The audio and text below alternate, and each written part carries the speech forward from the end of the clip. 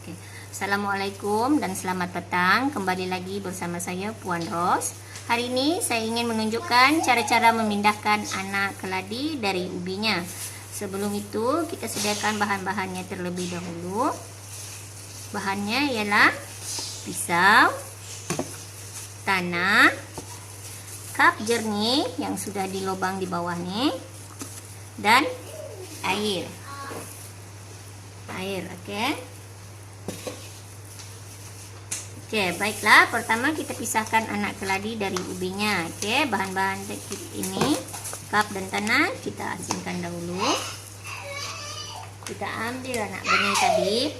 Nah, anak bunga keladi yang ditanam dari ubi. Oke, kita nak pisahkan pokok dari ubinya, dan ubinya nanti boleh ditanam kembali. Oke.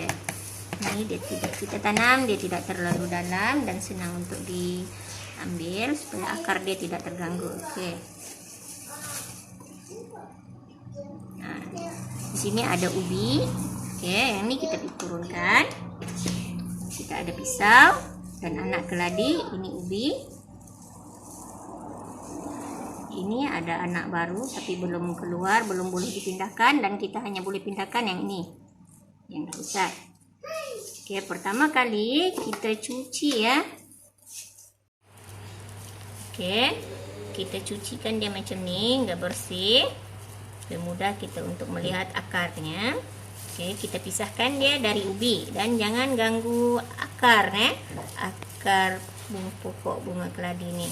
Sebab pokok akar dia inilah yang akan kita tanam bersama anak pokok, dan ubi kita asingkan dan tanam kembali semai untuk menghasilkan anak pokok yang lain seperti yang ini.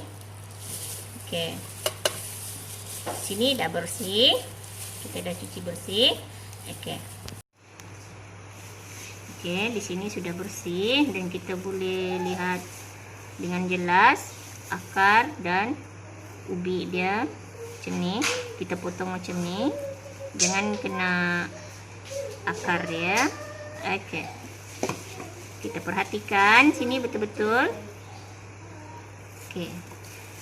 Anak bunga keladi tadi dia tiada ubi ya. Dia ada sikit saja. Tapi dia sudah mempunyai akar. Dan kita tidak takut kalau dia tidak hidup. Oke. Sebab dia sudah mempunyai akar. Oke, ini kita asingkan sini, dan ubi ini tadi kita boleh tanam balik. Oke. Nah, ini kita asingkan. Sekarang kita fokus dengan penanaman anak keladi. Oke, kita ambil tanah. Ini kap yang sudah berlubang. Kita letak sini.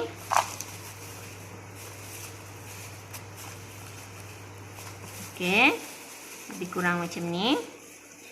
Tanah ni dari kompos, tanah hitam, dan kokopet. Oke. Kita letak macam ni saja. Kita masuk perlahan-lahan, jangan ganggu akarnya. Oke, jangan sampai akar patah. Oke, kita tutup, kita timbus dengan tanah perlahan-lahan.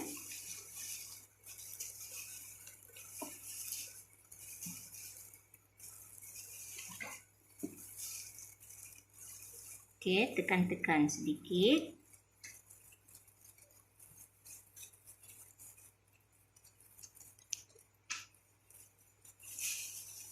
Oke, siap. Oke, cara penyiraman dia.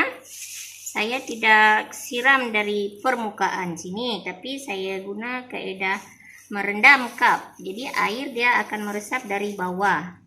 Bertujuan supaya akar dia dia akan menyebar ke bawah. Lebih kurang macam itulah, kurang.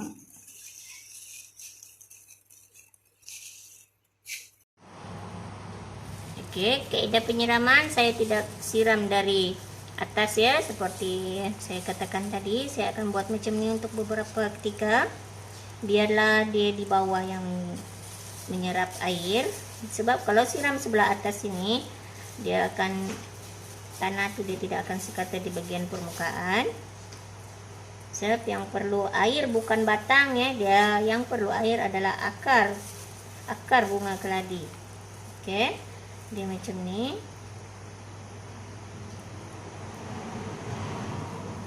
Oke, kalau kita buat macam ni, tanah dia akan turun dengan rata ya, sekata di bagian atas. Dia akan turun dengan sekata.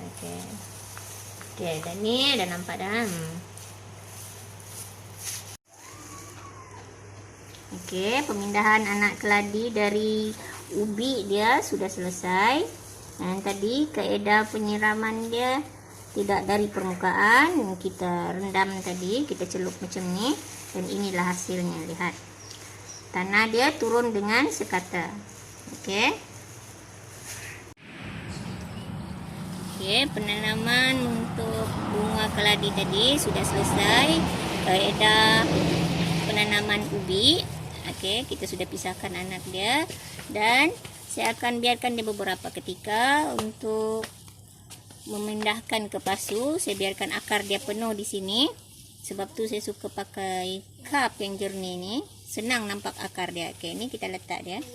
Dan inilah antaranya hasil dari penanaman ubi. Ini juga. Inilah di antara hasil-hasil dari penanaman ubi ya, dengan kaedah saya tadi.